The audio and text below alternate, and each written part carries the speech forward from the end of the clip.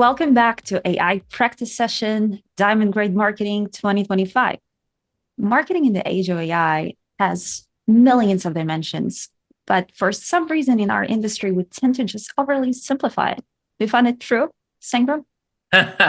Well, what's interesting is with AI, everybody is starting to think about as something that can happen on the side, and something maybe tangential important. But I think in the last 3 months, Julie, I think everybody's realizing who's spending enough time on it that it's not just to create a notebook or a comment section. It's not just to create your LinkedIn post. It's not just to create your email copy from a blog transcript from a podcast or interview. It actually can literally give you an incredible dimension of support that you typically wouldn't get it. For example, I spend probably 2 hours a day on AI because I'm becoming a student of it, and quite frankly, more time than I probably want to. But I think we're in this learning phase, so everybody's doing this, and I'm asking AI to now be an analyst. And here's the problem.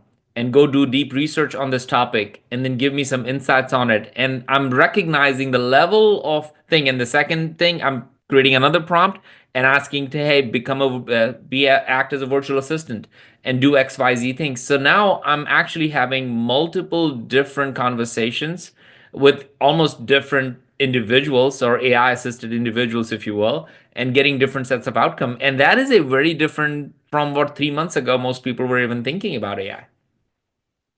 This is great, Sangram. I know that you're going big on the business of marketing. Yeah. Share this idea, frame this thinking. What's wrong with marketing? Because this whole day is going to be divided to like into 10 sessions where Yep. we will be delving into various aspects. But I know that you're going one layer up and challenging us to follow. Yeah. And Julia, congrats to you and the team. I don't know how you all put all these great events together. So I look forward to hearing and learning all along in the process. So for me, the big framing for this one is really the three things that are changing. I think everybody needs to just take a moment, and before you just start typing or be distracted, just get a moment to just settle in on this one. The way people are buying, selling, and developing or building products is changing. Like those are the three main areas. So the way people are buying, how is that changing? Number one, and you'll see a lot of research from us around this idea of rise of services as a software. I think we touched on it many weeks ago when we chatted, Julia, and I'm seeing this so fast right now, where the idea of somebody paying $100,000 for a solution and then $200,000 for individuals to figure out how to use it, and then 100,000 for services, and then another 100,000 for implementing and ads or whatever you're doing with it, you're at a $500,000 debt. And then you are in a multi-year contract. So this idea of $100,000 solution that may or may not give you a solution, when the change in AI is so fast that another product can maybe do that at a faster and better speed than what you're looking for, is going to undercut all these software companies in a big way, unless they became a services company, which is what the point is. To what is the solution your customer needs? So the agencies, the fractionals, that is just going to get out of crazy. I have like this. There's several agencies that they literally went from 0 to 50 million at a record speed purely because they're tapping into it. So that's big. The way people are buying is changing rapidly, and we as marketers need to think through that. Number two, the way people are selling is different, and is changing big time. We all had SDRs and BDRs and all of it. The whole process made sense when we are going after a large TAM and we are going thinking through a lots of different personas that you want to go after, and then it becomes a funnel. You're like, how many can we get at bats and how many we can convert? That all makes sense. Now in the age of AI, if you send out a spammy email, which more and more spam is actually coming out because AI is automating it and people are using it to just, oh, I can now send it 10,000 times, that is going to really make it hard. It's going to really throw off your brand and what you're trying to do. And some businesses are going to get red flagged in the process, and people are just not recognizing. So the way people are buying is changing. So the SDR bug that has been in our GTM for the last 10 years is literally getting eradicated. It has nothing to do with individuals. It has everything to do with that function that has been used. So that function is forever gone. And number three, the way people are building is different. So I believe AI prompt is the new interface.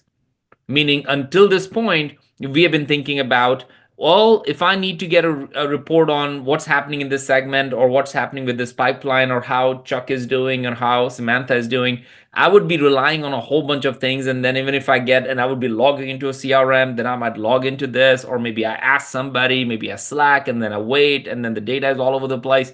You have no idea. AI doesn't care about your silos.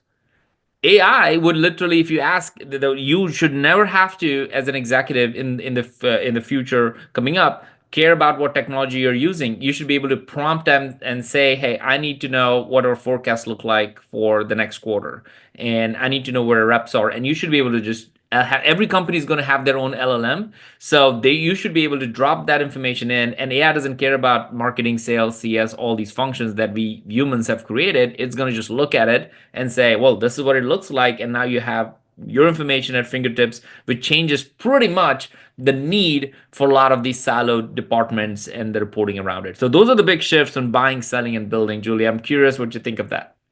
Yeah, I totally agree with you and in alignment with the tactical disruption. Um, I'm really anticipating the, you know, bot buying from a bot experience because obviously it's going to be regulated. But I'm curious your thinking, Sangram, on the AI plus GTM leadership side of Yeah. things. How do leaders actually use it? We have a lot of CMOs, VPs of marketing attending this one. And, it's quite obvious how do you prompt your blog post or, social media, be it. Um, have you seen any really solid use cases for leaders?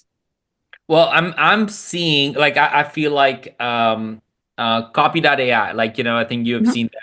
They do Kyle Yeah. does a great job of using his own software to talk about it across the world. I love Gainsight, which I know one of the folks that are supporting. We've done a lot of research with them. They do a great job on the customer success side because guess what? The pain is at the CS level when you don't have the right customers and the business is getting impacted. We see them doing a lot of really incredible things on that one, especially with the retention and expansion, which literally should be on every CMO's mind. Here is a bigger challenge that I think the CMOs and executives need to think about. First and foremost, the expectation on execution on every CMO is going to be way higher than it has ever been. For example, if you are in an ABM space, let's just say, and you need to create a battle cards for all of these different competitors, what works, what doesn't work for them, it is not, oh, give me 2 weeks and then I'll come in and go through 8 levels of approvals. You should be able to train an LLM to look for the right kind of conversations and help you get it in an Mhm. hour, right? Max, by editing it and looking at it and maybe adjusting a little bit and asking it.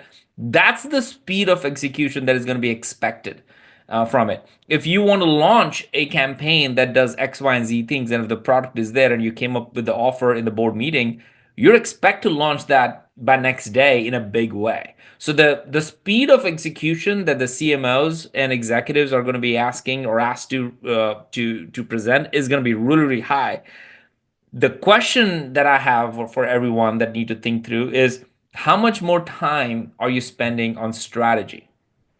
That is going to be the hardest thing to figure out in this execution because we would be have this innate ability to, oh, let me just go and execute on it because we can start executing and people are going to get good and better at this every day. But are you spending enough time on strategy? Because the more important thing, what right now, people don't need a single source of truth, if you will, because AI should take care of it. In the next 3 to 6 months, every company should have their own LLM and they should be able to have a single source of truth. You shouldn't really have any. If you have, you got a bigger problem. Like you as an organization, you should just have that in place. Your bigger challenge is, do you have a single source of truth for your strategy?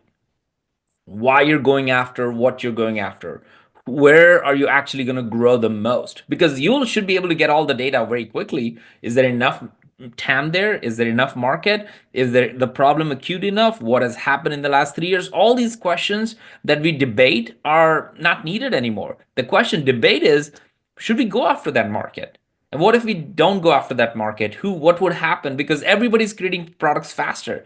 I was on I have I use an app called, I'm not going to say the name of it just to protect the identity of some of these things. But I use an app for better emails that automatically does a few things for me. And then 2 weeks ago, I saw an app, Julia, that literally talked about, oh, we can do automated responses to your emails and get it in a draft format available for you. So looking at my email, looking at my CRM, looking at my past conversation, it can create a draft email for me. I'm like, oh, that's cool. So I signed up for that service. And a week later, my old service said, hey, we do that too. So this other company had raised $30 million to do that automated draft email thing. But this other solution that I was using just made it available for free with the existing service they had. So they just disrupted an entire product line and a business in a matter of weeks. So this change is happening so fast. So as a result of this, I think most of us should be spending more time. If you're a CMO or an executive, you should be spending more time on asking the right questions and spending more time on the strategy with all this leverage that you're going to have. Sangram, you play the game. What are your thoughts on defensibility and distribution? I'm just curious to this point.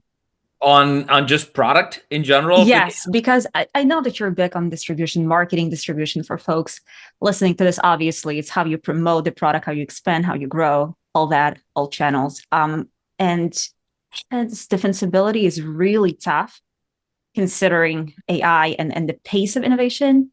yeah. What's your thinking here? I think product is no longer your greatest moat.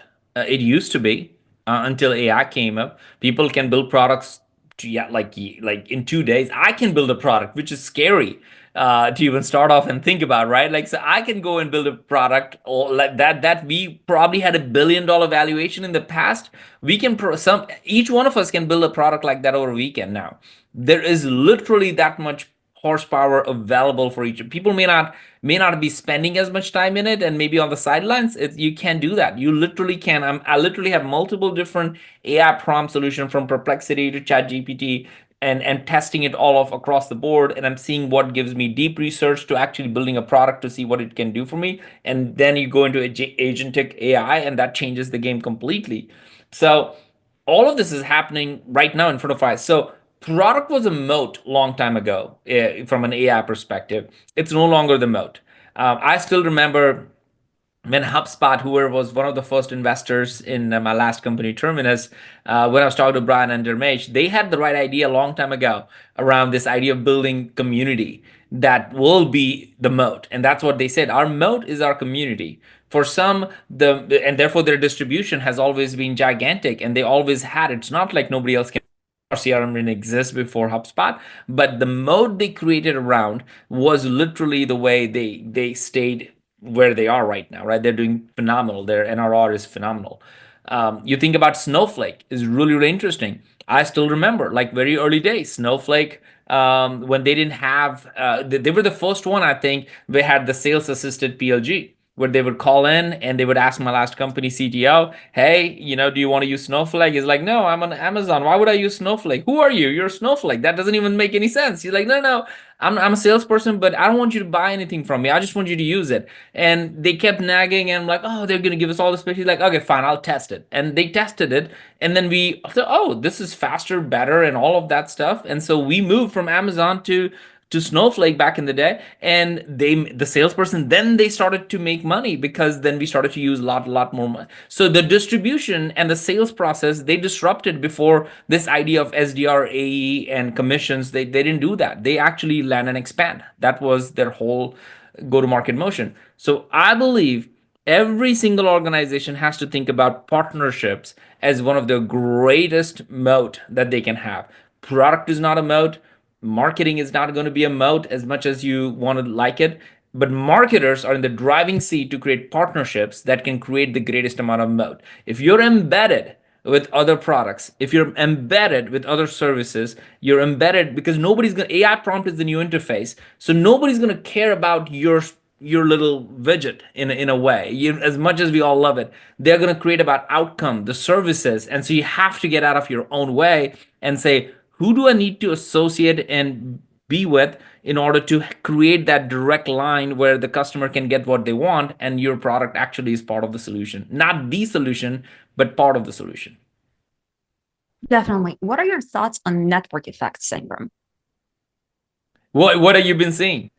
Um, I mean, the obvious, NFX content, and all of the old trends, Facebook, bot, WhatsApp, et cetera, et cetera. But speaking to the point of the moat, and the growth and pace of it, how do you see generally network effects being created, in B2B? And we have a lot of communities, and I know that you're distinguishing always like when you're building a company, Yeah. every company, your point, should have a community and preferably probably with a different name.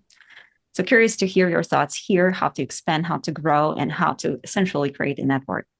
I mean, it's more important than anything else right now. We look at every single organization. Without AI, they needed a community. So we start thinking about HubSpot needing inbound, or Salesforce were creating Dreamforce, and Gainsight creating Pulse. All of this happened because we all understood that people want to rally behind a problem, not a product. So that has always been a psychological shift for category leaders. Understood that from the very beginning. Terminus, we created Flip My Funnel. We didn't create another product line. So this has been there for the last few decades. People understood that every humans in general want to go behind a problem that's getting solved. Like right now, we're all trying to solve the AI problem together. Everybody's in this together. All of a sudden, it's not a good comparison, but the most comparable thing was COVID. Mhm. Everybody in the world experienced the same thing at the same time, and it didn't matter how rich, poor, or what part of the world you were in. You were experiencing the same exact emotion. It never really happened in the history of mankind. The same thing is happening even with internet. It didn't happen all of a sudden everywhere in the world, but with AI, somebody right now in every part of the world is probably using an AI to do something, which is incredible because of the power that everybody now has and access that everybody has. So this seismic shift that's happening at a global level is going to give a network effect. So if you can tap into building communities around the problems you're going to solve, it's going to work really well. Now, here is a big interesting thing that I'm seeing a lot is people are creating communities, but those communities are too broad, and that's when it starts becoming a diminishing return. People, if you're a graphic designer or you love that, you should be creating a very specific, you don't need to create a marketing community at all. You need to create a design community, and you need to go niche down as much as possible, because that's really where you'll find your people. So in this, because you get to do these things faster and better quickly, we are gonna, most of us are losing track of the fact that we need to be so tight with who we are going after and what message resonates with them, and keep the value, the riches really are in the niches on those things. And and when you just try to do it for all, I think that's when you lose your competitive advantage, your messaging, your positioning. And the hardest thing is, if you don't position yourself, somebody else will position you. Mhm. That's the part a lot of times people forget. We try to be everything for everyone, which means we end up being knowing. But the worst part of it that nobody really talks much about is that if you don't position your business as behind a certain problem or with a point of view, you'll be in the sea of sameness, and lose a position, and people would start positioning you, because everyone has something in their mind about an individual, a brand. We already have made thoughts, so you need to over amplify your positioning in the marketplace. And in the AI world, there's always going to be somebody who's going to come with a better, faster, cheaper product. You don't like, that's no longer a discussion point. Discussion point is, do you have the best distribution? And network effect is one of those ways to think about it. Sangram, you've been really consistent with positioning and big on this point. Go for years and years and years and just build one thing and don't change the brand, don't change the main message. Can you share your thinking? Why is it? I mean, there are obvious points, but it's a really challenging aspect of marketing, especially in the age of AI. When you're seeing, I mean, in the age of AI part is on every website now, obviously. But how do you, I mean, how do you balance being relevant and being consistent? Yeah, it's hard. As marketers, we all want shiny new objects. We all love new things. I love to do a lot more things all the time on it. So when we start thinking about how we go after all of these organizations and all the different positioning, the big challenge really is, can you be consistent? with one thing. So, as an example, the way I think about it is macro level and micro level. Your macro level positioning should not change for a decade if you really start thinking about it. So, you think about Chick-fil-A, still eat more chicken. And I still know the VP of marketing there, and they're like, man, we do market testing and we still do not have 100% penetration. I'm like, who in the world doesn't know that Chick-fil-A stands for? But they still are focused on that one macro level thing. And what we did with ABM and now GTM, the same thing for a decade. But then the micro level, you can keep experimenting. And I think what people miss on is they start experimenting at the macro level. So they Mhm. go ahead and start changing their big point of view. All of a sudden, today I was account based advertising. Tomorrow I'm account based. So now, in that sense, now you're confusing your audience big time. So the way I shift is macro level and then micro level. Make absolute sense. Emma and Carrie, welcome. We are going to start your session in 5 minutes and we're continuing with Sangram still. Sangram, what are your thoughts on demand creation? It's been really popular debate on the LinkedIn wilderness. I know that Carrie is Yeah. following it. Oh my gosh, I love what Carrie has been posting about it and everything around it. Emma, good to see you. Are we still talking about demand generation as a thing? I saw Colin Fleming's post on this thing today, literally this morning, and he was talking about on his keynote the idea of brand versus demand. And if you all have seen the go-to-market operating system, I think years like we have just said, brand and demand is like one part. It's not brand versus demand. It's brand drives demand. And I think this whole debate about demand generation versus, I think ultimately what you have is you are a revenue marketer. You're really a marketer, and revenue, demand, lead, brand, positioning, product, all of those are just attributes assigned to you on a particular day at a particular time. But ultimately, your job is to drive revenue. Most B2B businesses never hire a marketer as their first hire. They don't. They have a product team or something, and now with AI going faster on that, they will probably hire sales ever before they hire marketing. So the whole point of marketing is to elevate, go faster in the marketplace. So you typically never hire a marketer as the first person. As a matter of fact, all of our advisors, we're like, don't hire it. Don't hire a marketer at an executive level too quickly because you need initially ways to just execute on things.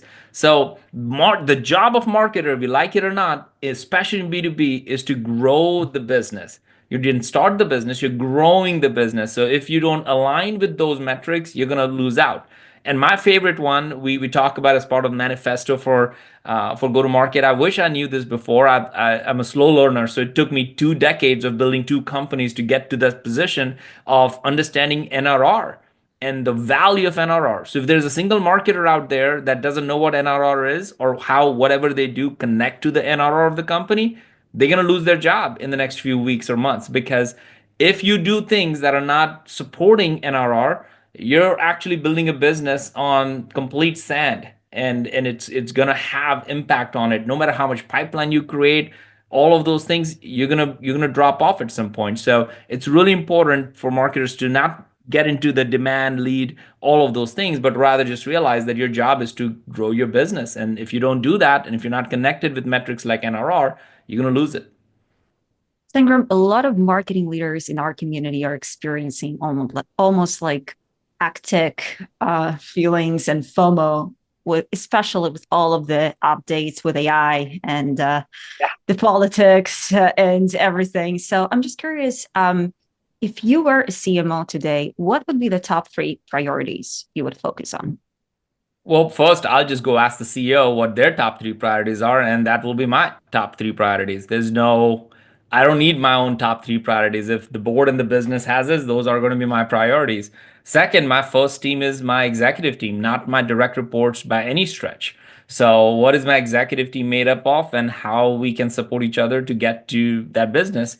And then lastly, I think everybody has to spend, if you're not spending at least an hour, like I'm talking very, very generously, 1 hour, like you should be doing more than that. Like I personally spend at least 2 hours a day on AI, training my models that we're building and saying what does it do when we put that model in and change, or testing different models in it. People are still at the rudimentary level. If you are a CMO and you use AI for is to put your podcasting thing and turn it into a blog and asking your team to do it, you're missing whole point of what this the wave is.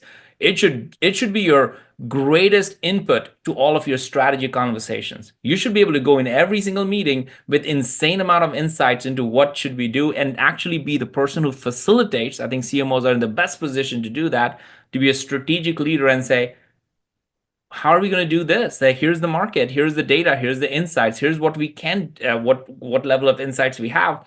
Now let's make a decision on what bets we want to do. That's your job. That's your job. So that if I'm a CMO today, I'll just focus on those three things in that order. Beautiful. Sangro, we have 1 minute left here. Share more about your work lately. I've been seeing a lot of research, lots of events. What is the best place to go to support you? Yeah. Yeah. Yeah, well, we are writing a lot about go to market. It's so interesting. We're going to see companies change their ticker symbols to relate it to go to market in the years in months to come. I think it's really changing. A lot of work we do is go to market advisory. We're launching courses. People can check on my profile. We're giving free courses out, and then when people want to go deeper on go to market specifically, we would help them with our advisory. But it's all at the transformation level. The CEO has to be part of it. If you don't have a CEO part of the go to market, we are not great fit for you, because we believe CEO owns go to market, and we help that be the truth in those companies so they can transform. This is amazing. Thank you so much. Always a pleasure. And we are transitioning for a real treat here. Marketing Thank you so revolution much. beyond the quarterly revenue wheel.